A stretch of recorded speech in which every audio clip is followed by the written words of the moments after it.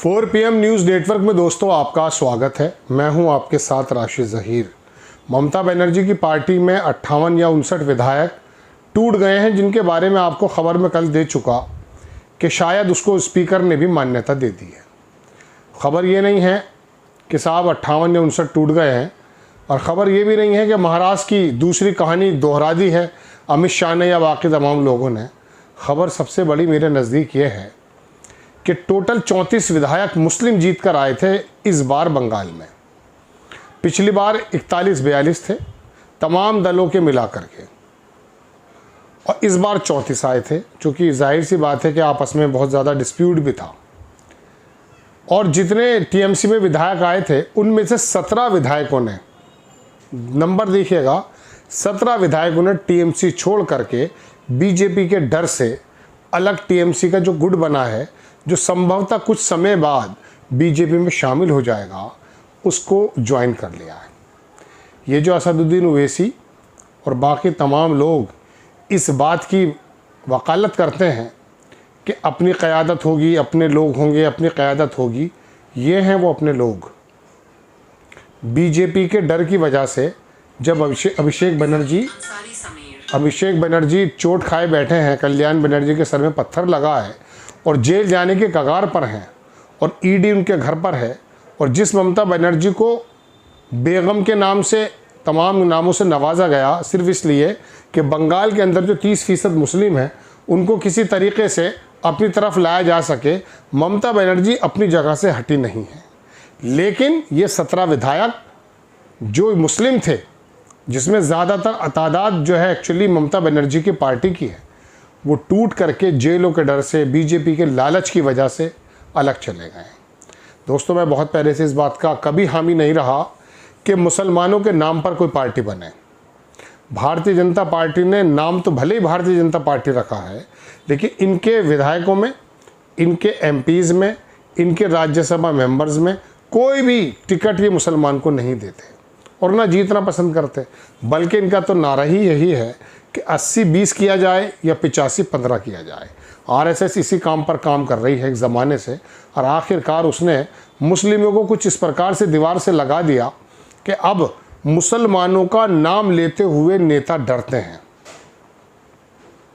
वो अगर मुसलमानों का चुनाव में नाम ले देंगे तो बीजेपी वाले फ़ौरन कह देंगे कि देखिए तुष्टीकरण की राजनीति कर रहे हैं, ये मुसलमानों की पार्टी है।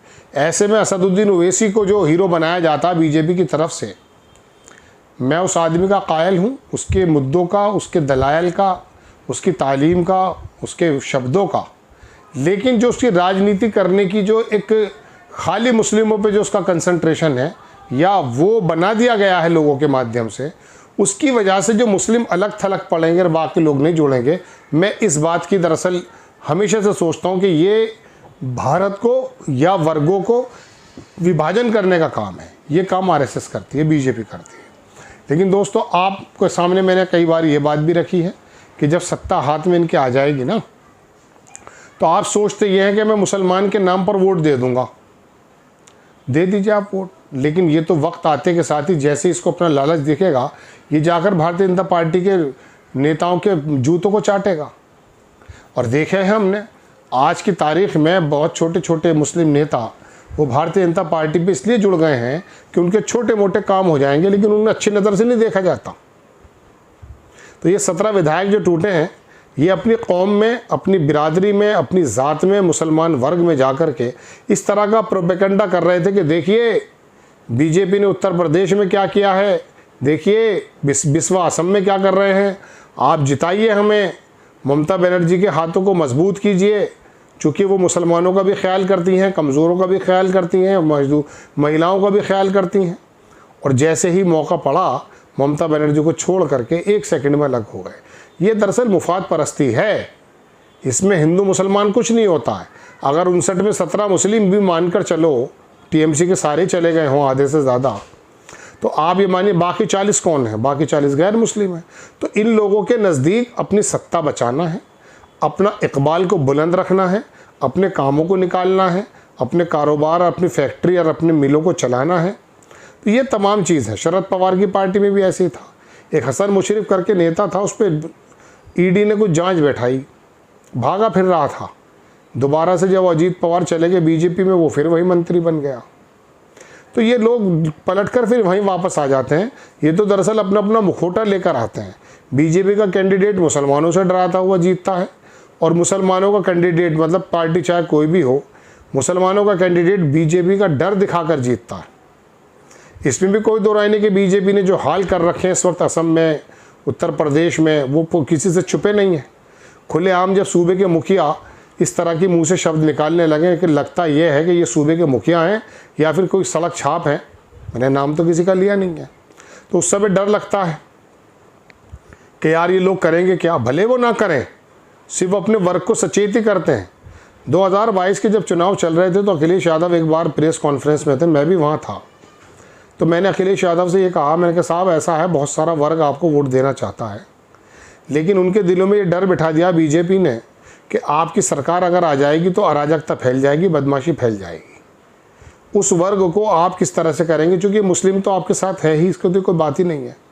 तो अखिलेश यादव ने कहा कि बिल्कुल बात आपकी ठीक है, और ये पुलिसिंग का निज़ाम जो है मैंने ही सही किया था, और लॉ एंड ऑर्डर के मद्देनज़र मुझे बदनाम किया जा रहा है। एनसीआरबी का डाटे भी उठाकर देख लीजिए, 2017 से 2022 के बीच में योगी आदित्यनाथ की सरकार उत्तर प्रदेश में क्या कर रही है, देखें आप डाटा। और 2012 से 2017 के बीच में जो अखिलेश यादव के नेताओं को और उनके लोगों को जो अराजकता बताया गया है वो क्या था। इसमें भी कोई दो राय नहीं कि समाजवादी पार्टी की सरकार पहले वाली मुलायम सिंह की हो या अभी फिलहाल जो ममता बनर्जी की चल रही थी, बंगाल में कोई बहुत आइडियल शासन नहीं था। बदमाशी, अराजकता और गुंडागर्दी चरम सीमा पर थी। बल्कि स्वपन दास गुप्ता एक मंत्री बने हैं भारतीय जनता पार्टी के टिकट से जीत करके, बड़ा शानदार लेखक हैं, लिखते हैं। उन्होंने कहा ये जो टीएमसी से छूट करके जो नेता आए हैं ना, ये इनसे थोड़ा परहेज रखना चाहिए, क्योंकि इसी गुंडागर्दी से त्रस्त होकर तो लोगों ने हमें चुना है। तो इसमें भी कोई दो राय नहीं कि ममता बनर्जी के जो लोग थे वो कोई गंगा में धुले हुए नहीं थे, वो भी लंका में सारे 52 गज के हैं यहाँ पर। लेकिन मैं तो आपको सिर्फ उन 17 लोगों का बताना चाहता हूँ कि ज़रा तुम दाम तो बदलो, यहाँ ईमान बिकते हैं। तो ये वाली बात को चरितार्थ करते हुए इन 17 मुस्लिमों ने दरअसल असदुद्दीन ओवैसी को जवाब दिया कि दरअसल पार्टी असदुद्दीन ओवैसी के खुद 5 विधायक कहाँ भाग गए थे पिछली बार बिहार में, आपको मालूम है। असदुद्दीन ओवैसी कह रहे हैं कि 1 करोड़ रुपए में ईमान बेच दिया था। असदुद्दीन ओवैसी जी अब भी ये 50 लाख में बेच देंगे, आप घबराइए मत। दरअसल ये तो विचारधारा की जो राजनीति है ना, या तो वो आरएसएस कर रहा है या सीपीएम कर रही है, वरना भारत में तो अपना फ़ायदा नुकसान देखा जा रहा है नेता किसी भी पार्टी के हों। और ख़ास करके जब मुसलमान का नाम आता है तो मैं दरअसल ये एपिसोड इसीलिए बनाया कि ये 17 मुसलमान बीजेपी का डर ही दिखाकर जीते थे, जो भाग कर गए बीजेपी के साथ इनडायरेक्ट वे में। देखें आप। जय हिंद।